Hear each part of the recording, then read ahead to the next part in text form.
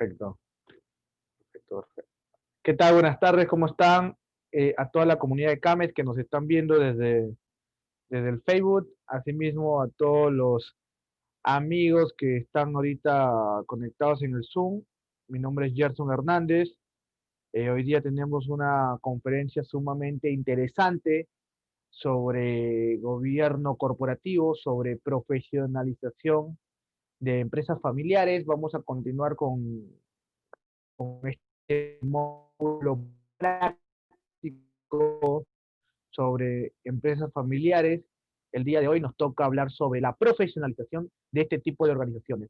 ¿Qué es la profesionalización? ¿Cómo vamos a profesionalizar una empresa familiar? Un poco eso ya lo hemos hablado en el taller anterior, donde hemos hablado más de temas teóricos. El día de hoy vamos a hablar una forma más práctica, los principios o las mejores prácticas sobre gobierno corporativo y sobre todo para las organizaciones familiares. Bien, vamos a esperar que se vayan conectando un poquito en el Zoom, igual a los que están en el Zoom y también para lo de Facebook Live, mencionarles que cualquier consulta que tengan pueden hacerla y vamos a ir respondiéndola uno a uno. Bien, mi nombre es Gerson Hernández, así que empezamos con la charla del día de hoy sobre empresas familiares, profesionalización a través del gobierno corporativo. Bien, ¿qué es profesionalizar una empresa familiar? ¿Qué es el gobierno corporativo? Vamos a verlo rápidamente, resumidamente, para tener un concepto claro todos y luego ir a la parte práctica, ¿bien? Pero sin más preámbulos, solo mencionarles que una empresa familiar es una organización que la propiedad está en manos de una o más familia, ya lo hemos hablado varias veces en los diferentes talleres, es decir, una o más familias son propietarios del negocio. Asimismo, algunos miembros familiares o todos trabajan dentro de la organización familiar, de la empresa familiar. Y por último, se desea que la empresa familiar continúe en el tiempo, se desea que ésta se mantenga generación tras generación, es decir, que pase a manos de las siguientes generaciones y se mantenga su propiedad, su control en la misma familia fundadora, por así decirlo, ¿bien? Entonces, esto es un pequeño preámbulo sobre qué es una empresa familiar. Ahora empecemos, ¿bien? Gobierno en la empresa familiar. En sí, una empresa familiar, como ya lo hemos visto en la anterior charla, donde vimos sobre conflictos de negocios familiares, son organizaciones que presentan desafíos muy importantes, desafíos que nacen de la mezcla de las relaciones empresariales y las relaciones familiares, que nacen de la mezcla objetiva de la empresa y la mezcla subjetiva de la familia, las emociones y los resultados, la parte familiar y la parte empresarial. Esta unión de dos mundos totalmente distintos genera una serie de desafíos, que ya lo hemos visto en la anterior charla, desafíos que pueden, por último, terminar haciendo que la empresa familiar fracase, impactando en la supervivencia del negocio familiar. ¿Bien? Entonces, si nosotros queremos que nuestro negocio familiar se mantenga en el tiempo y estas relaciones no se mezclan, una estructura profesionalizada, una estructura de gobierno corporativo, les permite una mejor convivencia y sobre todo mejorar los resultados. Los negocios familiares siempre van a haber esa mezcla familiar y empresarial. No podemos eliminar esa mezcla, pero sí podemos separarlas, sí podemos ponerlas cada uno en el área donde van y que cada uno potencie lo que mejor saben hacer. Es por ello que el gobierno corporativo es sumamente importante. Vamos a hablar sobre bastante de gobierno corporativo, ¿bien? Ahora, ¿qué es gobernar entonces una empresa familiar? Es implementar una serie de reglas, procesos y estructuras, ¿bien? Esas reglas las vamos a ver ahorita de manera práctica, pero en síntesis, estas reglas, estas políticas, estos procesos separan la vida familiar y separan la vida empresarial, ¿bien? Lo que queremos es que no se mezclen, que cuando se tenga que hablar de temas familiares, hay un espacio para esos temas familiares y cuando se tenga que hablar sobre aspectos del negocio, haya un espacio también específico para hablar sobre estrategias, planes y presupuesto del negocio, ¿bien? Separar las cosas. Es muy difícil hacerlo, te lo digo de manera personal también, ya que yo soy parte de un negocio familiar. Los temas familiares y empresariales están en todo momento, pero es un proceso que debemos buscar si es que queremos que nuestro negocio familiar se mantenga, continúe, se perdure en el tiempo, ¿bien? Así que son procesos para la gestión, la dirección y el control del negocio. ¿Quieres gestionar mejor tu empresa? ¿Quieres dirigir mejor tu negocio familiar? Y sobre todo, ¿quieres mejorar, optimizar el control? Tienes que implementar un gobierno corporativo. ¿Bien?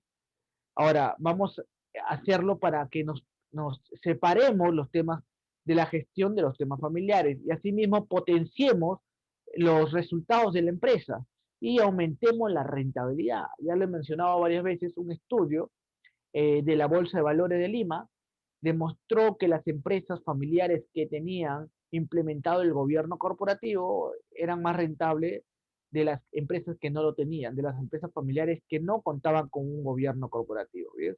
Entonces, antes de ello, rápidamente, como de manera de recordación, quiero mencionarte cuáles son el modelo que vamos a plantear acá, el modelo de los tres círculos, el modelo que nos ayuda a entender la complejidad de un negocio familiar. Ya lo hemos hablado, pero simplemente de recordación y de concepto, en un negocio familiar, según Davis y Tayuri, y a través de este modelo mostraron que hay tres sistemas, tres cerebros, tres formas de pensar diferentes dentro de un negocio familiar. Está el sistema de la empresa, el sistema que se rige en base a los resultados, en base a la visión, en base a la organización, en base, al fin y al cabo, a la meritocracia, ¿bien? Es decir, tú obtienes lo que haces, lo que sabes hacer. Eso es el sistema de la empresa. Pero por otro lado tenemos el sistema de la familia, al sistema de la dinámica familiar, al sistema de la pareja, de los hermanos, de los primos, de las ramas familiares, de los parientes políticos, que se basan en la unión, que se basan en el amor, que se basan en todos por igual. ¿Bien? Y tenemos un tercer sistema, que es la propiedad o también llamado el patrimonio, que se refiere a los socios, a los dueños, al dueño de la propiedad, que están preocupados en dónde y cómo invertir los excedentes de capital. ¿Bien? Es algo importante. Y las empresas familiares tienen problemas porque estos tres sistemas se mezclan. Cuando te debes comportar como empresa, te comportas como familia. O cuando te debes comportar como accionista, como propietario, te comportas como gerente, te comportas como ejecutivo de la empresa. ¿Bien? Estos son los diferentes roles que pueden salir de esta mezcla de funciones. ¿Bien? Ahora, este modelo que les voy a presentar es importante para lo que viene el gobierno corporativo, porque el gobierno corporativo que vamos a plantear no puede ser igual para todos los tipos de empresas. El gobierno corporativo se tiene que adaptar al tamaño de la empresa, a la dimensión de la familia, a la etapa, a la fase en donde se encuentra. Bien, vamos a plantear rápidamente el modelo de la empresa familiar. Bien, dentro de los órganos de gobierno familiar lo que une a la familia con la empresa se llama el Consejo de Familia. Bien, vamos a hablar sobre el Consejo de Familia en la parte final. El Consejo de Familia es el órgano que va a permitir separar los temas familiares de la empresa. Vamos a llevar todos los temas familiares, todos los asuntos de la familia a este lugar, a este foro. Es un lugar de debate, de discusión sobre temas, asuntos familiares, netamente familiares. Bien, asimismo, tenemos por el otro lado el patrimonio y la familia, cómo se une al patrimonio o a la propiedad, se une a través de la Junta General de Accionistas, ¿bien? No todos los familiares son dueños del negocio, son solo algunos familiares, pueden ser los hermanos o pueden ser los padres, y ellos son dentro de la Junta de Accionistas los dueños del negocio. Y por último está el directorio, también llamado Consejo de Administración, que es el órgano de gobierno que nos ayuda a separar las cosas de la familia y centrarnos específicamente en los temas de la empresa. ¿Bien? Todos los asuntos empresariales en cuanto a dirección, control, en cuanto a supervisión, políticas, estrategias, se van a conversar, se van a debatir, se van a evaluar en este directorio, en el directorio. Los asuntos familiares en el Consejo Familiar y los asuntos empresariales en el consejo de administración o también llamado directorio, ¿bien? Así separamos las cosas, separamos la propiedad, separamos la familia y separamos la empresa. Tenemos que respetar cada uno de estos foros, ¿bien? El consejo de administración va a defender los intereses de los accionistas, supervisando, controlando, direccionando a la empresa. El consejo de familia se van a articular todos los intereses de la familia con respecto al negocio. Y por último, la junta de accionistas es la visión de los accionistas con respecto a toda la empresa, el capital, ¿bien? Ahora, esto es el modelo evolutivo que ustedes tienen que saber y que ahorita vamos a llegar, bien, el modelo evolutivo, pero de la parte práctica, así se conforma una estructura de gobierno y gestión de empresa familiar. Por un lado, tenemos a los temas familiares, tenemos a la familia. Bien, la familia, el órgano supremo, principal, general de toda la familia es la asamblea familiar. Como dice su nombre, es la totalidad de la familia, es donde se encuentra toda la familia, tanto los familiares que tienen participación en la empresa como los familiares que no tienen participación en el negocio. ¿Bien? Pueden estar ahí parientes políticos o no, pues ya es una decisión de la empresa. Debajo de la asamblea familiar, ahí se encuentra el consejo familiar, ¿bien? Muchos me preguntaban, ¿dónde está el consejo familiar? Está debajo de la asamblea familiar. El consejo familiar, ahorita vamos a hablar sobre ello, no se desesperen, vamos a llegar ahí.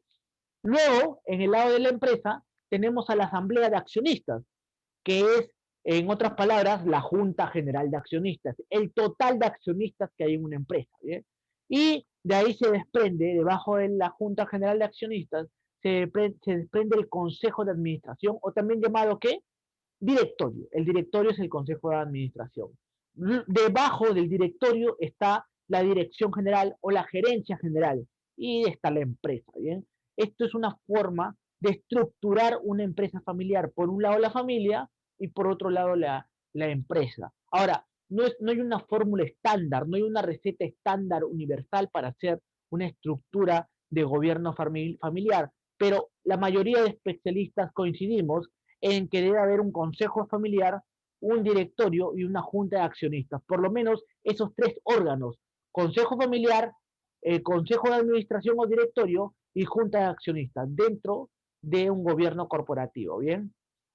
Ahora, pasamos al sistema evolutivo que les he venido mencionando desde hace un momento. El modelo evolutivo nos muestra cómo evoluciona un negocio familiar en el tiempo. Un negocio familiar, como toda entidad viva, va creciendo, va transformándose conforme cada uno de sus ejes. Recuerda los tres sistemas, recuerdas el sistema familiar, sistema empresarial y sistema de la propiedad. Esos tres ejes van evolucionando en el tiempo. La empresa evoluciona en el tiempo, la familia crece en el tiempo y la propiedad también se transforma en el tiempo. ¿Cómo así, Gerson? Ahorita te lo voy a mostrar. Ahora, este modelo se centra en los tres ejes, ¿bien? Propiedad, familia y empresa, y nos muestra la evolución. Por un lado, tenemos al eje de la empresa. Díganme ustedes, cuando un negocio empieza ya grande, empieza ya consolidado, empieza estructurado. No, ¿verdad? Un negocio cuando empieza es un pequeño emprendimiento que poco a poco va aumentando su tamaño, va aumentando sus operaciones, se va posicionando, ¿bien? Entonces hay una etapa de arranque, una etapa inicial, una etapa en donde nace la empresa, ¿bien?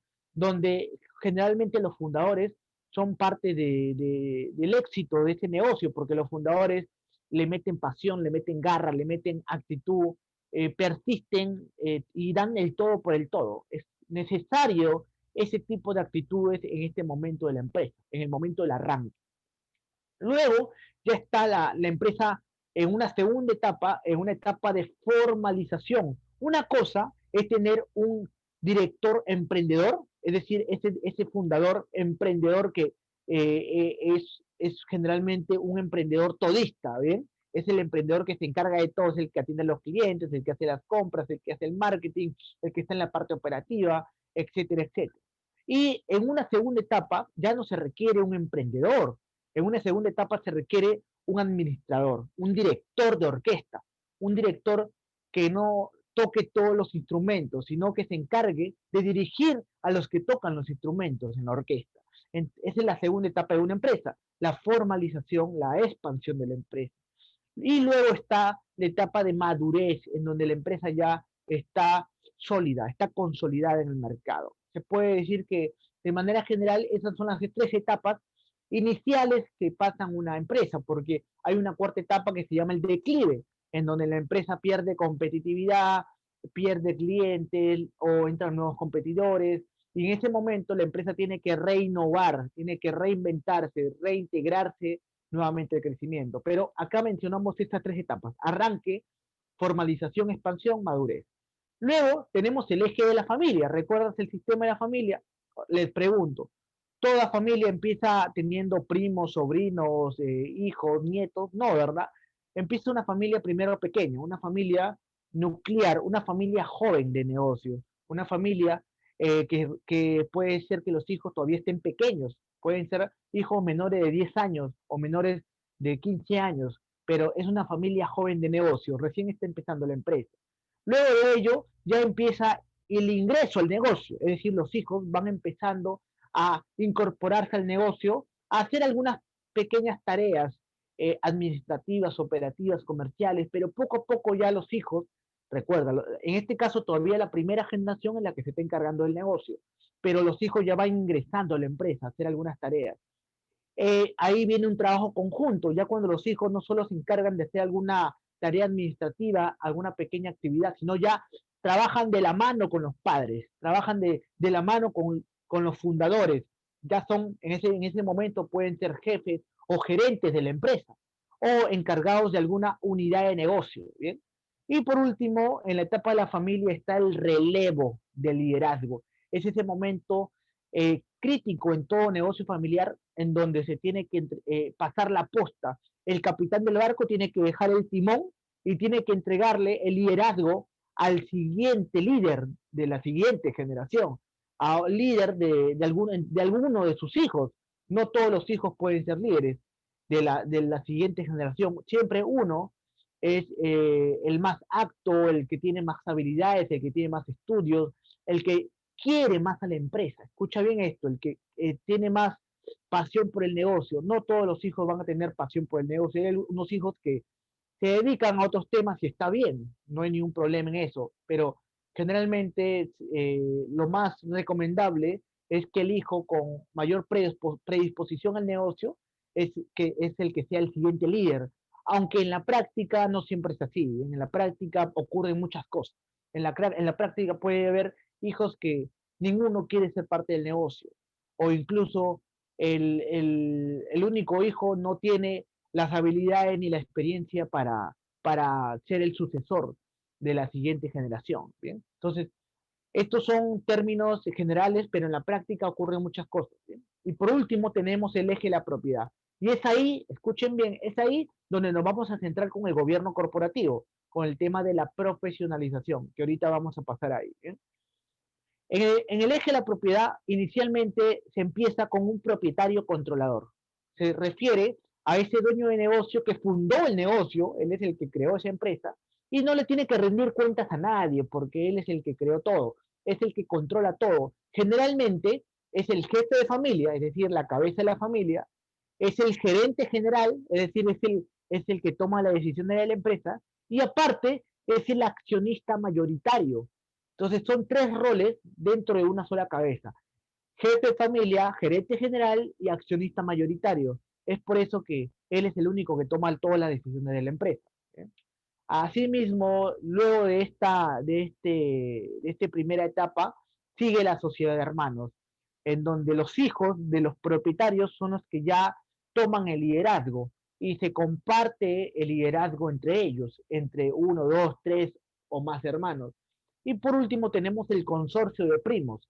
Esto es una etapa crítica en todos los negocios familiares, ya que solo el 5% de las empresas familiares logra llegar a esta fase, a esta tercera generación. En este caso hablamos de los hijos, es decir, los nietos de los fundadores, los nietos de los fundadores. Estos no son hermanos, son primos entre ellos, ¿bien? Y aquí hablamos de diferentes ramas familiares, escucha bien, diferentes ramas familiares. Por esto, en el concepto de qué es una empresa familiar, te mencioné que es una empresa que está, la propiedad está en manos de una o más familias. ¿Qué familias? Aquí están, en el consorcio de primos y en la sociedad de hermanos ya se pueden ver las diferentes ramas familiares. Ya se va creando las ramas familiares, ¿bien? Ahora, nos vamos a centrar para el gobierno corporativo en el eje de la propiedad. Vamos a centrarnos específicamente en esto, ¿bien? Empecemos con el consejo de administración o el directorio. Es lo más importante ahorita que vamos a ver porque es el órgano encargado por los accionistas de velar por la dirección, de velar por el control y la gestión de la empresa. El directorio está por encima de la gerencia general, pero está por debajo de los accionistas, ¿bien? ¿Qué hace el directorio? Vamos a verlo ahorita, ¿bien? Vamos a verlo ahorita. Es el órgano mandatorio de los accionistas para supervisar la administración de la empresa. Esto digo que puede estar formada por familiares accionistas, ¿bien? Es decir, por ejemplo, estaba trabajando con una empresa familiar y el papá, que era también accionista mayoritario, también estaba en el directorio, era miembro del directorio y era presidente del directorio también. También puede estar formada por familiares no accionistas. Puede ser que un familiar que aún no tiene acciones en la empresa forme parte del directorio. Y lo recomendable, digo lo recomendable porque esto no se ve en las empresas familiares de primera generación, no se ven a partir de la segunda y tercera generación. Lo recomendable es que estos directorios estén formados también con algunos miembros externos, con algunos miembros independientes, con consejeros externos, directores externos. Es recomendable hacerlo porque dan una visión objetiva, neutral sobre ciertos temas, ¿bien? No se dejan influenciar por la naturaleza familiar de las decisiones. Y por último, actúa en situaciones de crisis. ¿Bien? Acá te voy a dar unos ejemplos de funciones que hace el directorio. Ahorita vamos a pasar a funciones específicas. ¿Bien? El directorio se encarga de determinar la estrategia. ¿Cuál es la estrategia de la empresa?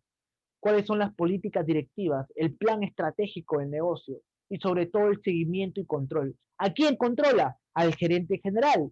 El gerente general está supervisado por el directorio y el gerente general tiene que presentar sus resultados, tiene que presentar su plan, tiene que presentar sus acciones correctivas o afirmativas en cuestiones del negocio en sí. ¿Bien? Él es la cabeza de la empresa. ¿Bien?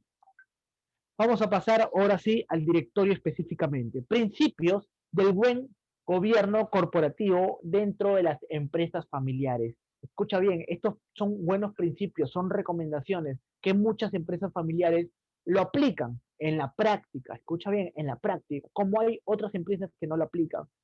De ello, escucha bien, de la aplicación de estas prácticas de gobierno corporativo, depende el futuro de tu negocio familiar.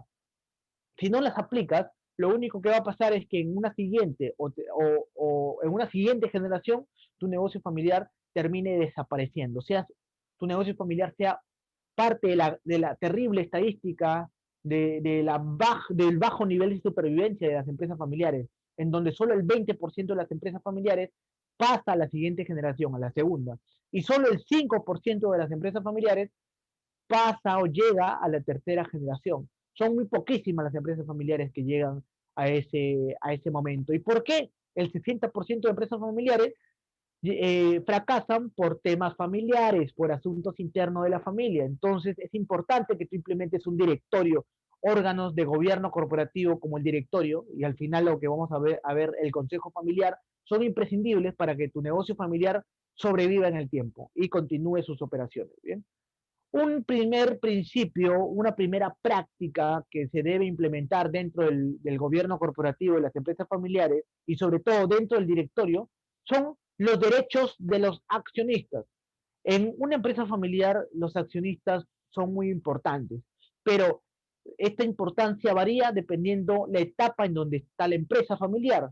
Me explico. Es diferente los accionistas en una empresa familiar de propietario controlador, en una etapa donde el propietario es el único accionista o el mayoritario, a una empresa de sociedad de hermanos donde ya hay más accionistas, o en una tercera etapa donde hay muchos más accionistas. Estamos hablando ya de un consorcio de primos y las acciones están más fragmentadas, están más pequeñas. Entonces, los derechos de los accionistas van a evolucionar dependiendo de la etapa en donde se encuentre el negocio familiar. Por eso es importante como práctica respetar los derechos de los accionistas. ¿Por qué? Porque los accionistas tienen derecho a expresar sus opiniones cuando se toman las decisiones trascendentales de la empresa, las decisiones importantes, relevantes del negocio. ¿Qué decisiones? Ahorita vamos a llegar a eso, ¿bien? Ahorita te voy a explicar. Primero vamos a hablar sobre cada una de esas etapas por las cuales pasa una empresa familiar en el eje de la propiedad. El primer eje es el propietario controlador. Recuerda, la primera etapa del eje de propiedad es el propietario controlador, en donde los fundadores o el fundador tiene todo el control accionarial, todo el control de las acciones, ¿bien? En esta etapa generalmente no se cuenta con una junta general de accionistas. No se cuenta con junta general de accionistas. Lo que se tiene, en mi experiencia trabajando con empresas familiares, es que se tiene juntas familiares, no una junta general de accionistas, sino una junta de familiares, reuniones de la familia en donde tocan temas de la empresa y tocan temas de la familia. Estas juntas de familias pueden darse en la oficina, pueden darse en la sala, pueden darse en el almuerzo, pueden darse en el trabajo, pueden darse cuando están cenando, son juntas familiares, porque en ese momento no hay todavía mucha relevancia sobre el tema de los derechos de los accionistas, entonces no se toma en cuenta este aspecto, ¿bien? Ahora, el jefe de familia es quien toma las decisiones, es quien toma las decisiones. Esto es muy interesante porque el resto de familiares funcionan como opinólogos, funcionan como consejeros, dan su opinión, dan su punto de vista y el accionista mayoritario es quien al final decide. Él es el que decide todo en un negocio de primera generación de propietario controlador. Bien. Por último, el gerente general es accionista y también es miembro del directorio, es decir, es parte de este consejo de administración. Por lo tanto, puede haber conflicto de intereses, por lo tanto, puede haber algunas confusiones de roles. Es muy común que suceda esto. ¿Bien? Los derechos de los accionistas en una sociedad de hermanos es diferente, ¿bien? Estamos hablando de que la mayoría de veces cuentan con una junta general de accionistas, es decir, ya hay una junta general de accionistas. Pero en esta junta generalmente se revisan temas con respecto a los estados financieros y a la aprobación de estos documentos, ¿no? En esta sociedad de hermanos, ya a pesar de que ya se cuenta con una junta general de accionistas más profesionalizada, no hay todavía una agenda preparada. Es decir, los hermanos van, se sientan en la oficina y tocan temas que se les venga a la cabeza o que les ha pasado el día anterior o que les ha pasado con algún proveedor, con algún cliente o que tienen una idea de inversión, se sientan y comienzan a conversar. ¿Bien? No hay una agenda preparada. ¿Bien? Ahora, son reuniones más familiares que organizacionales. Si bien ya tenemos una junta general de accionistas, todavía se tocan temas familiares, todavía hay aspectos familiares en estas reuniones. ¿Bien? Pero lo bueno de todo esto es que si ya se lleva un acta de las decisiones tomadas. Un acta se refiere a un documento legal que se pone en el libro de acta de los accionistas de la empresa y que en él queda registrado las decisiones que se han tomado en esa junta, en esa reunión, en ese foro. Eso es importante porque estas decisiones son importantes para hacerle seguimiento y para hacerse respetar las decisiones tomadas ahí. Y por último tenemos al consorcio de primos, a una empresa de tercera generación. ¿Eh? Estamos hablando que en este momento ya se busca una mayor institucionalización, se busca institucionalizar la empresa. Por eso las juntas generales de accionistas tienen un carácter formal. En un consorcio de primos hablamos ya de una junta general formalizada como lo dice su concepto. Tienen una agenda comunicada, ¿bien? O sea, en ese momento, cuando ya se juntan los primos para hablar sobre la empresa, ya hay puntos a tratar. Y estos puntos a tratar han sido comunicados previamente a la reunión. Eso es importante. Tú no puedes hacer sentar a los miembros accionistas y ahí soltar los puntos que se van a hablar, porque nadie va a venir preparado, nadie va a venir con la información, nadie va a venir con lo que debe proponer en ese momento. En este caso, las juntas profesionalizadas envían por correo, envían por cartas de manera anticipada la agenda que se va a tratar en ese día. Bien, el acta, es decir, donde queda registrado todas las decisiones, siempre, casi siempre, coincide con la agenda. Es decir, habían 5 puntos a tratar y en el acta hay 5 puntos que se han tomado decisiones sobre esos temas que comunicados previamente. ¿Bien? El acta coincide casi en su totalidad con la agenda comunicada. Y en este tipo de reuniones ya de un consorcio de primos, se dejan de lado los asuntos familiares, ¿bien? En la mayoría de casos, los asuntos familiares ya no entran en este tipo de juntas de accionistas, ¿bien? Como te das cuenta, la junta de accionistas se maneja diferente por la misma naturaleza en donde está la propiedad. Sin embargo, escucha bien, esto es lo que pasa en la mayoría de veces. Siempre hay excepciones. Puede haber empresas de propietario controlador en donde están de primera generación, en donde tienen una junta general de accionistas totalmente profesionalizada, tienen la información totalmente comunicada y hay actas que coinciden con las agendas. ¿Por qué? Te dirías. Mucho depende de la disposición de los dueños del negocio. Pero te doy un ejemplo. ¿Han escuchado de Tiendas F? Tiendas F también tiene una financiera CF. Es una empresa familiar de propietario controlador, ¿bien? De propietario controlador, donde el accionista mayoritario es también el jefe de familia y también el gerente general. Y en este caso, ellos están profesionalizados, a pesar de que están en la etapa de propietario controlador. Y tú te preguntas por qué, porque a pesar de que sería bonito decir que lo han hecho de manera voluntaria, no ha sido así, sino que debido a su naturaleza financiera, se dedican a este sector, están regulados por la SBS, están regulados por diferentes organismos financieros que les solicitan, les requieren para poder tener ese tipo de rubro, que tengan juntas generales de accionistas profesionalizadas, un gobierno corporativo profesionalizado, ¿bien? Entonces, siempre hay excepciones, no necesariamente se debe comportar así, pero en la mayoría de casos se puede ver que los propietarios controladores no tienen una junta general de accionistas profesionales. En la sociedad de hermanos ya se va desarrollando la junta general y en un consorcio de primos ya hablamos de una junta general profesionalizada, institucionalizada. Bien, continuamos. Seguimos con los principios de buen gobierno corporativo. El siguiente es que debe haber un tratamiento equitativo de los accionistas. Los accionistas todos son iguales, todos tienen un peso similar en un directorio, ¿bien? Pero veamos más sobre esto, ¿bien? El trato justo a los accionistas es un aspecto importante de un gobierno corporativo.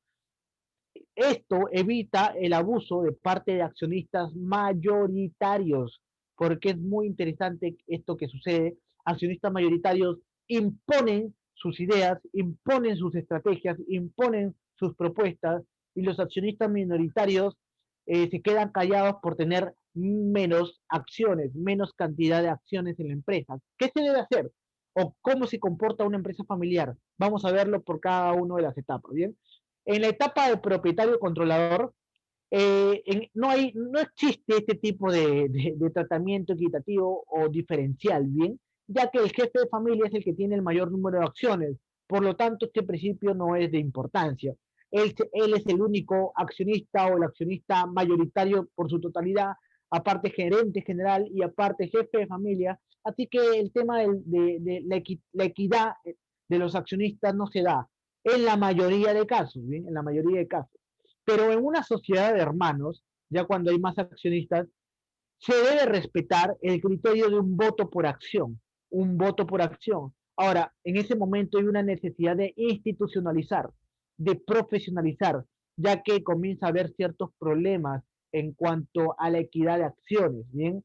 Puede ser que la empresa haya vendido un paquete de acciones para adquirir capital, para adquirir financiamiento. Es muy normal en las empresas que requieren financiar sus operaciones de apertura de nuevos locales, de nuevas plantas o de expansión, ¿bien? Entonces, en ese momento se necesita sí o sí institucionalizar. Y en este momento, en la sociedad de hermanos, es cuando se comienza a incorporar directores independientes, directores que no son parte de la familia y tampoco son parte de la operación de la empresa. Son directores externos a todo el negocio, a todo el sistema de empresa familiar y que dentro de sus funciones están las de guiar, proponer, están dentro, debatir y también evaluar la gestión del gerente general, ¿bien? Eso obviamente se debe hacer teniendo en cuenta la expertise de este director. No puedes contratar a cualquiera como director. Tiene que tener un expertise demostrado para poder que su opinión tenga credibilidad, ¿bien? Y en un consorcio de primos se respeta lo mismo, se respeta el criterio de un voto por acción, hay una necesidad de institucionalizar, y en este caso, si tú no institucionalizas tu empresa familiar en un consorcio de primos, créeme que ya estás al borde de desaparecer. Si no institucionalizas tu empresa en una tercera generación, puede ser que una cuarta ya no exista, ya no exista. ¿Por qué? Ahorita vamos a llegar ahí, ¿bien? Y lo mismo con los directores independientes. Ahora, esto es importante, este es otro principio del gobierno corporativo dentro de las empresas familiares, la comunicación y la transparencia informativa. Esto se debe hacer sí o sí dentro de las empresas familiares, ¿bien? Se tiene que asegurar la integridad y la efectividad de la información. Y esto también depende del tamaño de la empresa, si te das cuenta. En una empresa pequeña la información está más fácil de acceder. En una mediana, en una gran empresa, la información está en muchas manos, es más compleja. Por eso se requiere sí o sí asegurar esa integridad. ¿Bien? Y dentro de todo este gobierno se debe hacer porque se debe tomar las mejores decisiones y también, escucha bien esto, evaluar el desempeño de la gestión de la empresa, es decir, del gerente general. Para ello se necesita información confiable y oportuna. ¿Bien? Acá hay tres tipos de comportamientos según la propiedad. ¿Bien? En un propietario controlador se evidencia que hay una ausencia de algún nivel de auditoría financiera. No hay nada de auditoría en ese momento, porque no es importante para el propietario controlador, ya que él es quien maneja los números, él es el que maneja las ventas, él es el que sabe los gastos, los costos, él conoce todo sobre el negocio, entonces no requiere en ese momento algún tipo de auditoría. En este momento las labores de control lo hacen los mismos propietarios y familiares a través de programas informáticos, pueden hacerlos a través del Excel o si tienen un sistema, un software, lo hacen a través de esos sistemas. Y por último, en este momento no se regula la confidencialidad de la información, ya que son los mismos dueños los que obtienen este tipo de estos accesos a la información. En cambio, en una sociedad de hermanos, la información tiene que ser sí o sí auditada. La información contable, la información financiera tiene que estar debidamente auditada porque se requiere tomar decisiones oportunas. Ahora, en este momento, en una sociedad de hermanos, se contratan ya auditores independientes que auditen los estados financieros, que auditen la información que se presenta a los accionistas, a los socios, a los directores. Y se incorporan también áreas internas de auditoría dentro de la empresa familiar. ¿Bien? Y por último, el consorcio de primos, la información sí o sí es auditada de manera anual. Anualmente se audita la información, se contratan auditores independientes y se incorporan áreas internas de auditoría también igual. En este caso ya hablamos de una mayor comunicación y transparencia informativa, porque recuerda que hablamos de más ramas familiares, hablamos de más accionistas y por lo tanto debe haber un mayor acceso a la información de manera oportuna y clara. ¿Bien? Continuemos con otro principio importantísimo dentro de las empresas familiares, el gobierno de las empresas familiares, que es la responsabilidad de los directores, la responsabilidad del directorio. ¿Bien? El directorio va a desempeñar un papel fundamental, trascendental en el gobierno de las empresas. La dirección, el control y la gestión van a asegurar la supervivencia de tu negocio familiar.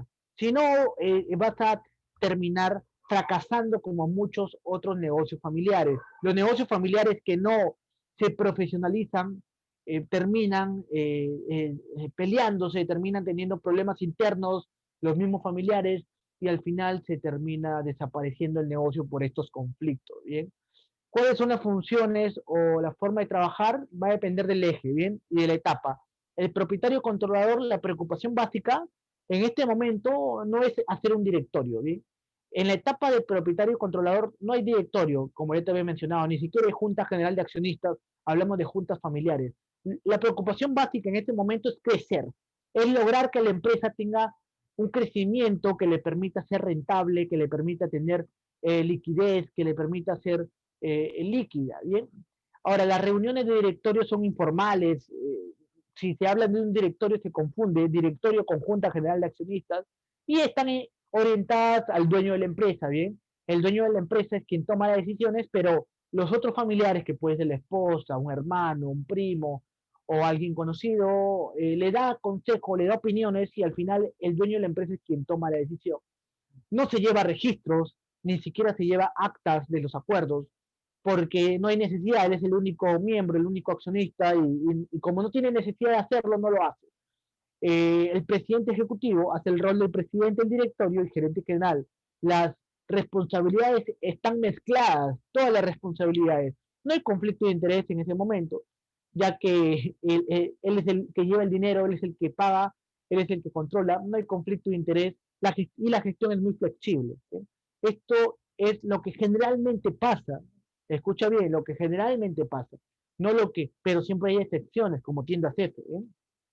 Ahora, si hablamos de una sociedad de hermanos, ya se cuenta con un directorio más formal, ya hay más reglas, ya hay más estructura. Los directorios se realizan con mayor frecuencia. En este caso, si es que hay un directorio en el propietario controlador, se realiza de vez en cuando, se realiza en cualquier lugar. En cambio, en una sociedad de hermanos, los directorios ya se realizan en un lugar específico, bien, en un lugar determinado, se va creando agendas, es decir, ya se van poniendo los puntos que se van a tocar en el directorio.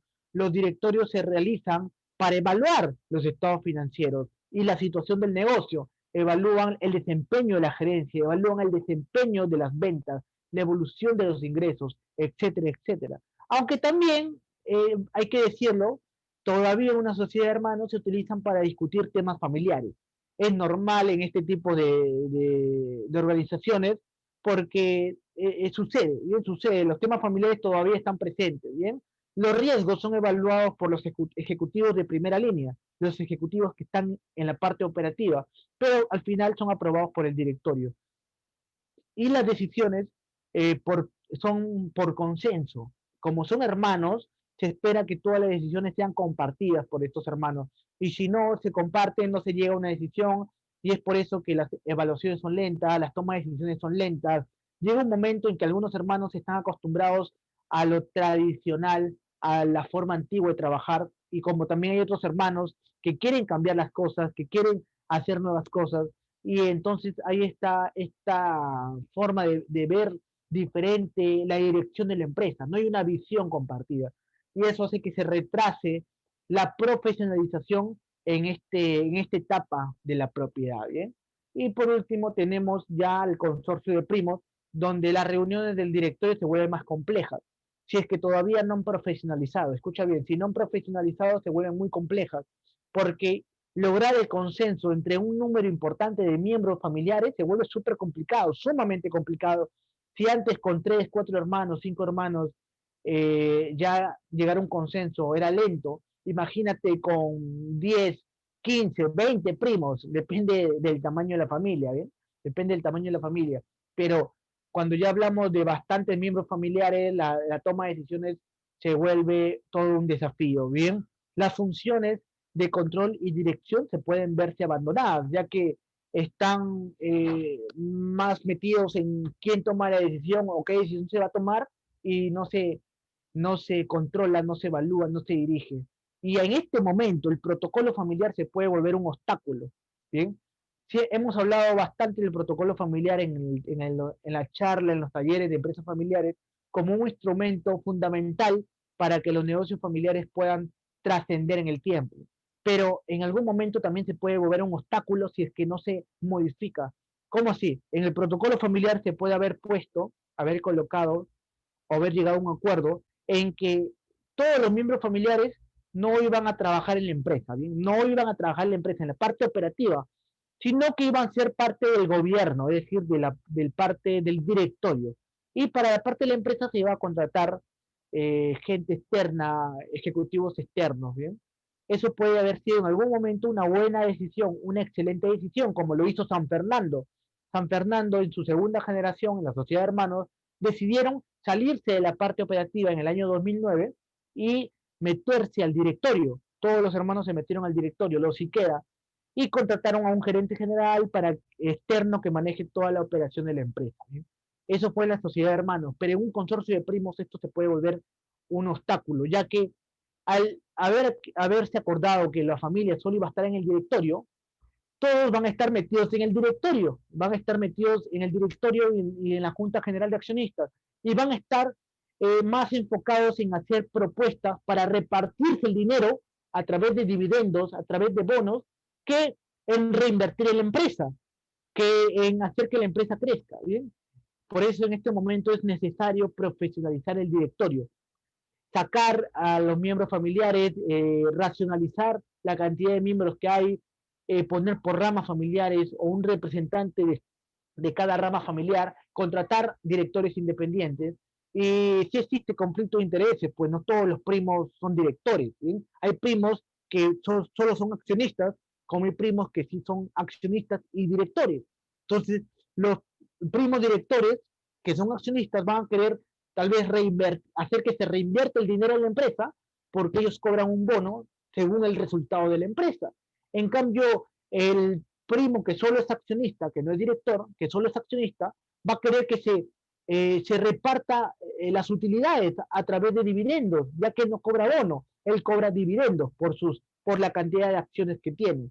Entonces, estos conflictos se pueden ver muy comúnmente en este tipo de empresas. O como hablamos la otra vez de la empresa Gulón, las galletas Gulón, en este caso la familia fundadora desde un inicio se dijo que no quería repartir dividendos, no quería repartir utilidades. Por lo tanto, los familiares que solo eran socios no recibían nada de dinero, no recibían nada de dinero y aparte no tenían ni siquiera un puesto en la empresa para recibir un sueldo. Eso puede verse como que la causa de que uno de los hijos de la actual generación se haya salido de la empresa y haya puesto su propia empresa y una empresa competidora a la empresa familiar. ¿Eh? Y la revisión de prácticas se hace complicada en las no institucionalizadas. Si no hay una empresa institucionalizada en este momento, en un consorcio de primos, se está poniendo en riesgo la supervivencia de la empresa en el futuro. ¿Bien? Hasta aquí hemos hablado sobre el directorio, cómo es de forma práctica los principios de gobierno corporativo, cómo se comportan en la práctica, ¿bien? Pero ahora veamos la parte de la familia, porque el directorio, recuerda, es el foro de la empresa. Para separar los asuntos empresariales está el directorio. Y ahora, para separar los asuntos familiares está la asamblea familiar y el consejo familiar. La asamblea familiar, sus funciones son informar y compartir la evolución de la empresa, sus expectativas, sus planes a futuro y a corto plazo. ¿A quiénes? A la familia en total. La familia tiene que estar informada, comunicada de lo que pasa en la empresa, ¿bien? Asimismo, tiene que propiciar un mejor conocimiento entre todos los miembros que participen y tiene que divulgar la filosofía del protocolo familiar, el contenido del protocolo familiar, ya que la familia se va a regir, se va a regular en base a este protocolo familiar, ¿bien? Algunas funciones son informar sobre la marcha de la empresa, tiene que evaluar los proyectos de interés del consejo familiar. Recuerda, la asamblea familiar es el conjunto de todos los familiares. Y luego está el consejo familiar, ¿bien? La asamblea familiar es el conjunto de todos los familiares, disculpe, y luego está el consejo familiar que ahorita vamos a llegar ahí. También se debate las propuestas del consejo familiar y evalúa los trabajos realizados por este consejo. ¿Qué es el consejo familiar? El consejo en sí es es un foro, una reunión en que sus miembros son parte de la asamblea familiar, ¿sí? Son elegidos por la asamblea familiar y que se busca el consenso posible y la representación de los diferentes grupos de accionistas. El consejo familiar es una delegación de personas de la asamblea familiar pero que pasan a trabajar en tareas específicas. El consejo familiar representa un trabajo, por lo tanto también representa un pago, un sueldo, un bono, un dinero para los que están metidos en esto de acá, ¿bien? ¿Y de dónde salen sus miembros? Vuelvo a decir, de la asamblea familiar, ¿bien? La composición y el tamaño del consejo familiar dependerá de las dimensiones de la familia, de las dimensiones de la empresa y también del ciclo de vida de la empresa. Recuerda, es diferente un momento en una etapa de propietario controlador a una etapa de sociedad de hermanos, a una etapa de consorcio de primos. Son tres etapas totalmente diferentes, ¿bien? Y constituyen en la práctica, en la realidad, un consejo familiar son conversaciones, son foros de comunicación entre los accionistas familiares, tanto directivos como miembros del consejo o inactivos, que buscan salvaguardar la armonía y apoyar el cambio generacional. Es decir, el consejo familiar, su función principal es mantener la armonía familiar y apoyar a la transición generacional, es decir, apoyar a que la siguiente generación esté preparada para asumir el liderazgo de la empresa familiar en el futuro. Bien, algunas funciones son la legislativa, la elaboración del protocolo familiar lo hace el consejo familiar, o mejor dicho, también puede supervisarlo. La función informativa, ya que tiene que informar los datos, la evolución a la asamblea familiar. La función formativa tiene que formar a los futuros líderes de la empresa familiar, ¿bien? A los futuros directores, a los futuros accionistas de la empresa familiar. Y no menos importante, la función conciliadora. Es decir, si hay algún conflicto, si hay alguna pelea, el consejo familiar entra a mediar para poder resolver estos problemas y no pasen a mayores. Es importante tener estos, estos órganos de gobierno corporativo dentro de tu empresa familiar. Hemos visto cuatro. Hemos visto la Junta General de Accionistas, que es la composición de todos los accionistas de la empresa. Hemos visto el Consejo de Administración, o también llamado el Directorio, que es el órgano mandatorio de los accionistas para supervisar la gestión de la empresa. Hemos visto la Asamblea Familiar, que es el conjunto de todos los familiares que forman parte de la empresa y los que también no forman parte de la empresa, es la totalidad de la familia. Y hemos visto el Consejo de Familia, es decir, miembros familiares que han sido escogidos para tareas específicas dentro de este órgano de gobierno, ¿bien? Entonces, si tienen alguna consulta, los invito a que puedan escribirlas en el Facebook, los que nos están viendo, en el Facebook, a los que nos están viendo desde el Zoom, de igual manera, si tienen alguna consulta, yo voy encantado de responderles. Les agradezco nuevamente a los que nos han estado acompañando hasta este momento. Hemos hablado sobre estos cuatro órganos de gobierno corporativo, cómo se comportan en la realidad, ya que son órganos que tienen una importancia importantísima en el futuro de la empresa familiar. Bien, así que si no hay ninguna consulta, yo me voy despidiendo nuevamente, les agradezco por todo. Si les ha gustado esta charla, dale me gusta y compártela para que más personas puedan acceder a esta información, a los que nos están viendo desde Facebook. Y los que quieren más información sobre los talleres que está brindando CAMET, puedes escribir a los coordinadores de CAMET y ellos van a estar encantados de darte toda la información. Bien, les agradezco y nos vemos en una siguiente oportunidad. Cuídense mucho.